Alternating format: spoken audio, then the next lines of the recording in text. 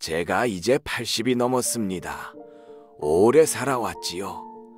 그 세월을 돌아보면 참 기가 막히게 운이 좋았던 것 같습니다.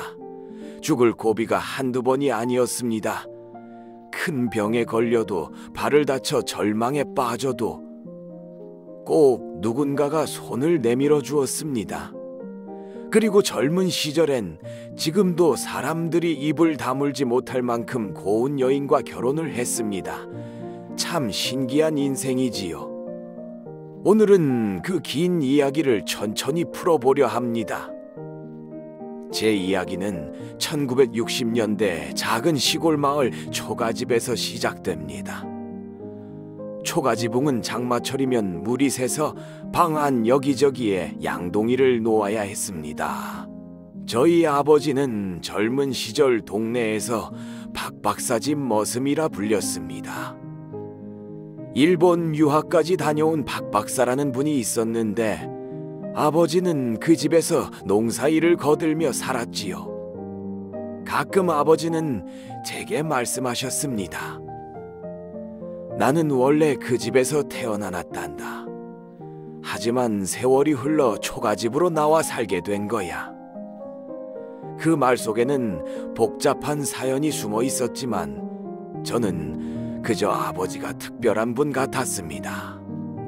어린 마음에도 우리 집과 박박사 집은 때려야 뗄 수 없는 인연이라는 걸 느꼈습니다. 저는 어릴 때부터 힘이 세고 장난이 심했습니다. 아이들 사이에선 늘 골목대장이었지요. 하지만 박박사 집 아이들과 어울릴 땐 달랐습니다. 아버지가 늘 당부하셨거든요. 도련님, 아가씨라 부르거라. 절대로 다투어서는 안 된다. 저는 도련님과 아가씨에게 공손히 대했습니다. 아직 어린아이였지만 우리는 서로 다르다는 것을 알 수 있었습니다. 여름이면 개울가로 달려갔습니다. 맑은 물에 발을 담그고 서로 몰장구를 치며 깔깔 웃었습니다. 겨울이면 군부를 지펴 고구마를 구워 먹었고 개구리를 잡으며 하루를 보냈습니다. 그때도 도련님, 아가씨와 함께였지요. 저는 습관처럼 아가씨라고 불렀는데 아이들은 그걸 놀리며 깔깔댔습니다. 하루는 영숙이가 제게 말했습니다. 호철아, 학교에선 그냥 영숙이라고 불러줘. 아이들이 놀린단 말이야. 그 뒤로 저는 학교에서는 영숙이라고 불렀습니다. 제 마음속엔 점점 특별한 울림이 생기기 시작했습니다. 영숙은 얼굴이 하얗고 마음씨가 착했습니다. 늘 원피스를 입고 다녀서 친구들이 원피스 공주라고 불렀습니다. 그 별명은 그냥 장난 같았지만 제 눈엔 정말 공주 같았습니다. 제가 어린 마음에도 지켜주고 싶다는 생각이 들 정도였으니까요. 중학교 2학년 어느 날 영숙이네 집에서 함께 시험 공부를 하게 되었습니다. 책상 위엔 램프가 깜빡였고 창밖에선 매미 소리가 들려왔습니다. 그날따라 영숙은 달라 보였습니다. 앵두 같은 입술, 하얀 얼굴, 양갈래 머리. 어린 시절 함께 자란 친구였지만 그 순간은 한 명의 여성으로 다가왔습니다. 저는 용기를 내 고백했습니다. 영숙아, 오늘 널 보니 마음이 이상해. 가슴이 쿵쾅거려. 아마도 널 좋아하나 봐. 영숙은 얼굴이 붉어져 고개를 숙이더니 호철아, 공부 안 할 거면 집에 가라 하고 웃었습니다. 그날 밤 저는 평생 이 친구를 지켜주고 싶다는 생각을 하게 되었습니다. 중학교를 졸업하자 도련님은 서울로 올라가 공부를 이어갔습니다. 영숙은 저와 함께 시골 근처 중학교에 남았습니다. 영숙은 공부를 잘해 제가 모르는 문제를 늘 가르쳐주곤 했습니다. 그러다 어느 날 영숙이 서울로 떠나는 도련님을 배웅하며 눈물을 흘렸습니다. 저도 마음이 허전했지요. 하지만 그 빈자리는 영숙과 저의 우정으로 메워졌습니다. 고백 이후로 저는 영숙을 볼 때마다 마음이 설레었습니다. 함께 문제집을 풀며 웃을 때도, 학교 운동장에서 달릴 때도 그녀는 제게 특별했습니다. 하지만 그 마음을 더 드러내지 않았습니다. 어린 마음에도 쉽게 꺼낼 수 없는 소중한 비밀 같았기 때문입니다. 대신 속으로 다짐했습니다. 언젠가 커서 꼭 이 친구의 곁을 지키겠다. 고등학교에 들어가며 우리는 다시 갈라졌습니다. 영숙도 서울로 올라가게 되었고 저는 시골 고등학교에 남게 되었습니다. 영숙은 기차역에서 제 손을 꼭 잡고 말했습니다. 호철아, 우리 열심히 공부해서 꼭 서울에서 대학 가서 만나자. 그 말은 제게 힘이 되었습니다. 저는 눈물이 핑 돌았지만 꾹 참으며 고개를 끄덕였습니다. 고등학교 시절 저는 죽을 힘을 다해 공부했습니다. 아버지가 늘 말씀하셨습니다. 공부 잘해야 대학도 간다. 하지만 그보다 더 큰 이유는 영숙과의 약속이었습니다. 저는 교실 맨 앞자리에 앉아 책을 파고들었습니다. 결국 성적은 전교 1등이 되었고 동네 사람들도 놀라워했습니다. 어머니는 웃기만 하셨고 아버지는 우리 집에도 희망이 있다며 어깨를 두드려 주셨습니다. 그 시절 단 하나의 목표만 바라보고 있었습니다. 영숙과 다시 만나기 위해서. 고3 시절 저는 큰 병을 앓았습니다. 얼굴이 붓고 한의원에서는 신장에 이상이 있다고 했습니다. 하지만 병상에 누워서도 책을 놓지 않았습니다. 한약을 달여 마시며 꾸역꾸역 공부를 했습니다. 마지막까지 포기하지 않았지요. 왜냐하면 영숙과의 약속이 있었으니까요. 서울대 법대에서 만나자는 그 약속 말입니다. 결국 저는 병마를 이겨내고 원하는 대학에 합격했습니다. 그리고 신입생 환영회에서 저는 영숙과 다시 마주쳤습니다. 마을은 떠들썩했습니다. 작은 시골에서 서울대 법대생이 둘이나 나왔으니까요. 저는 그 순간 인생이 제게 준 보상을 느꼈습니다. 대학에 들어와 저는 합창부에 가입했습니다. 어려서부터 목소리가 좋다는 말을 들었고 노래를 부르는 걸 좋아했지요. 강당에서 노래를 부를 때면 병마와 싸우던 지난날이 한순간에 잊혔습니다. 그리고 그곳에서 그녀를 만났습니다. 늘 웃음을 머금고 다니던 눈이 크고 발랄한 여학생. 이름은 혜림이었습니다. 저는 점점 그녀와 가까워졌습니다. 대학 시절은 낭만 그 자체였습니다. 혜림과 함께 교정을 거닐며 벚꽃을 맞았고 다방에서 음악을 들으며 꿈을 이야기했습니다. 영숙도 그 무렵 다른 남자친구가 있었지요. 그래서 우리 셋은 함께 유원지에도 가고 동물원에도 갔습니다. 겉으로는 즐거웠지만 제 마음속은 늘 복잡했습니다. 특히 영숙이 다른 남자와 함께 웃는 모습을 보면 알 수 없는 허전함이 밀려왔습니다. 영숙은 늘 밝고 예뻤습니다. 친구들과 함께 다닐 때도 남자친구와 있을 때도 웃음이 끊이지 않았습니다. 하지만 그 모습은 제 마음을 흔들었습니다. 어릴 적부터 아가씨라 부르던 친구가 이제는 다른 남자의 연인이 되어 있다는 사실이 저를 복잡하게 만들었습니다. 그렇지만 겉으로 티내지 않았습니다. 다만 속으로만 다짐했습니다.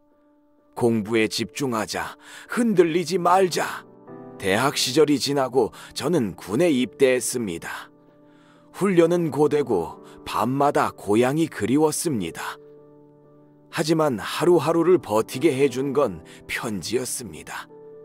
영숙의 편지와 해림의 편지가 매일같이 도착했습니다. 제 주머니에는 늘 2통의 편지가 있었습니다. 전우들은 부러워했습니다. 야, 호철아, 너는 편지 부자구나. 그 말에 저는 웃었지만 제 마음은 무거웠습니다. 2 여인의 편지 속 따뜻한 말들이 제 마음을 갈라놓고 있었기 때문입니다. 어느 날 하사님이 불렀습니다. 호철 일병, 면회 왔다. 놀라서 달려가 보니 놀랍게도 영숙이 혼자 와 있었습니다. 저는 반가운 마음에 무심코 아가씨라고 불렀습니다. 영숙은 웃으며 말했지요. 영숙이라고 불러달라 했잖아. 그녀는 제 앞에 앉아 말했습니다. 나 남자친구랑 헤어졌어. 그 사람 양다리였거든. 그래서 그냥 네가 보고 싶어 와버렸어. 그날 우리는 오랜만에 학교 이야기, 공부 이야기, 군대 이야기를 나누었습니다. 영숙은 여전히 원피스를 입고 있었고 하얀 얼굴은 변함없이 아름다웠습니다. 상병 시절 저는 훈련 도중 높은 산을 오르다 미끄러져 허리와 발을 크게 다쳤습니다. 그날의 고통은 아직도 생생합니다. 병원 신세를 3개월이나 져야 했습니다. 결국 군 생활을 더는 이어갈 수 없어 상병 제대라는 이름으로 집으로 돌아왔습니다. 제대 날 부대 정문을 나오면서 저는 하늘을 올려다보았습니다. 내 인생은 또 어디로 흘러가는 걸까? 그때 제 마음은 두려움과 설렘이 뒤섞여 있었습니다. 복학을 했지만 저는 목발 없이는 걸을 수 없었습니다. 학교 복도에서 덜컹거리는 목발 소리가 울려 퍼질 때면 제 마음도 덜컹거렸습니다. 그런데 제 곁에는 2 여인이 있었습니다. 오른쪽엔 여자친구 혜린, 왼쪽엔 영숙. 2 사람이 저를 부축하며 함께 걸어갔습니다. 다른 남학생들은 부러움 섞인 눈빛으로 저를 바라보았습니다. 하지만 제 마음은 오히려 무거웠습니다. 언젠가는 발을 절게 될지도 모른다는 의사의 말이 귓가에 맴돌았기 때문입니다. 발이 불편했지만 저는 공부를 놓지 않았습니다. 사법시험을 준비해야 했으니까요. 부모님은 고향에서 제 합격만 바라셨습니다. 밤새 책을 붙잡고 잠깐 눈을 붙이면 꿈속에서도 조문과 판례가 나왔습니다. 제 곁에는 여전히 영숙과 혜림이 있었습니다. 2 사람은 각자의 방식으로 제게 힘을 주었습니다. 하지만 제 마음은 흔들렸습니다. 공부보다 더 어려운 시험이 제 앞에 있었기 때문입니다. 바로 사랑의 선택이라는 시험이었지요. 어느 날 영숙이 저를 찾아왔습니다. 그녀는 조용히 말했습니다. 호철아, 나 너 좋아하지? 그렇지? 그렇다면 이제는 선택해야 해. 네 여자친구와 나 둘 중에 한 사람만. 저는 머리가 하얘졌습니다. 상상도 못한 순간이 눈앞에 펼쳐졌습니다. 어릴 적부터 함께 자라온 친구이자 제 마음속 깊이 자리한 여인, 그리고 대학 시절을 함께한 웃음 많던 여자친구. 저는 2 사람을 동시에 잃을 수도 있다는 두려움에 사로잡혔습니다. 하지만 인생은 결국 결정을 요구했습니다. 그날 밤 저는 책상 앞에 앉아 깊은 고민에 빠졌습니다. 과연 나는 누구를 선택해야 할까? 영숙의 고백 이후 제 머릿속은 뒤죽박죽이 되었습니다. 책상 앞에 앉아 법전을 펼쳤지만 글자가 눈에 들어오지 않았습니다. 오히려 영숙의 표정과 혜림의 웃음이 교차하며 떠올랐습니다. 어릴 적부터 함께 자라온 인연을 선택해야 할까? 아니면 지금 곁을 지켜주는 따뜻한 사람을 선택해야 할까? 그날 밤 저는 책상 앞에서 펜을 쥔 채 새벽까지 잠음을 이루지 못했습니다. 창밖에선 새벽닭이 울었고 제 가슴은 마치 두 갈래 길 위에 서 있는 나그네처럼 흔들리고 있었습니다. 그 무렵 제 가장 가까운 친구에게 속마음을 털어놓았습니다. 나는 지금 너무 혼란스럽다. 영숙도 혜림도 모두 소중하다. 친구는 잠시 말없이 제 말을 듣다가 이렇게 대답했습니다. 호철아, 결국 네가 평생 함께할 사람은 네가 가장 편하게 숨 쉴 수 있는 사람이야. 겉으로 화려한 인연보다 너의 상처까지 감싸줄 수 있는 사람이 누군지를 잘 봐. 그 말이 제 마음을 깊이 울렸습니다. 하지만 여전히 답은 보이지 않았습니다. 고향에 계신 부모님을 떠올렸습니다.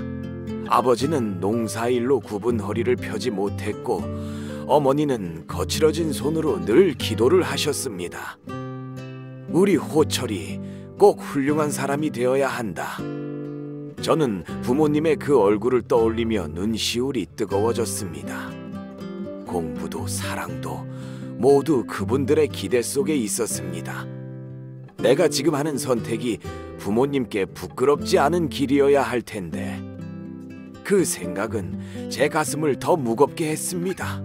며칠 뒤 영숙이 다시 저를 찾아왔습니다. 캠퍼스 벤치에 앉아 그녀는 말했습니다.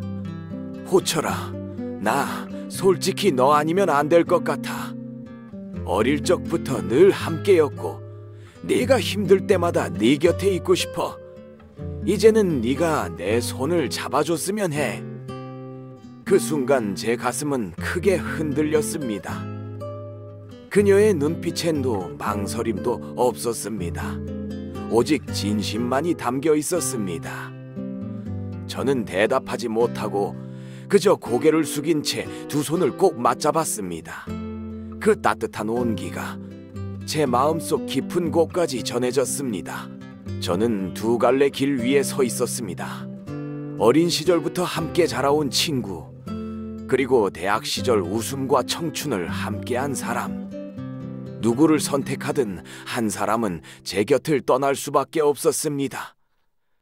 그날 밤 저는 노을이 진 하늘을 바라보며 마음속으로 중얼거렸습니다. 인생은 결국 선택의 연속이구나. 그리고 이 이야기는 여기서 잠시 멈추려 합니다. 과연 저는 누구를 선택했을까요? 그 답은 다음 편에서 이어집니다. 긴 영상 봐주셔서 감사합니다. 구독과 좋아요는 다음 영상을 만드는 데 큰 힘이 됩니다. 다음엔 더 좋은 영상으로 찾아뵙겠습니다. 노을빛 라디오